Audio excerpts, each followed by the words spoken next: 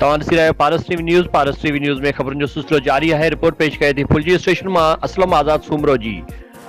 Press club फुलजी station जी साल 2022 जी नई body चूंडी वई, जंहिंमें मुतफ़क़ राय सां अहदेदार चूंडिया विया, जंहिंमें सदर नदीम हसन राजपूत, नायब सदर Zaheer Abbasi, general secretary Shahnawaz Soomro, senior नायब सदर सुहेल सूमरो, ज्वाइंट सेक्रेटरी असलम आज़ाद सूमरो, खजानची सारग अली खोसो, इतलात सेक्रेटरी वकास यासीन आराइन, ऑडिटर राना महफूज, प्रेस सेक्रेटरी अमानुल्लाह जरवार चूंडिया विया, जॾहिं त कारोबारी कमेटी में बहादुर मलक, तारक वसीम पंवर, असद पंवर, मोहम्मद सलीम राजपूत, नसीम आराइन खे चूंडियो वियो। उन मौक़े ते प्रेस क्लब जे नवनि चूंडिजी आयल अहदेदारनि खे गुलनि जूं मालाऊं ऐं हार पाराए मुबारकूं ॾिनियूं वयूं, जॾहिं त इजलास में फुलजी प्रेस क्लब जे अहदेदारनि चयो त 5 सालनि खां वठी फुलजी शहर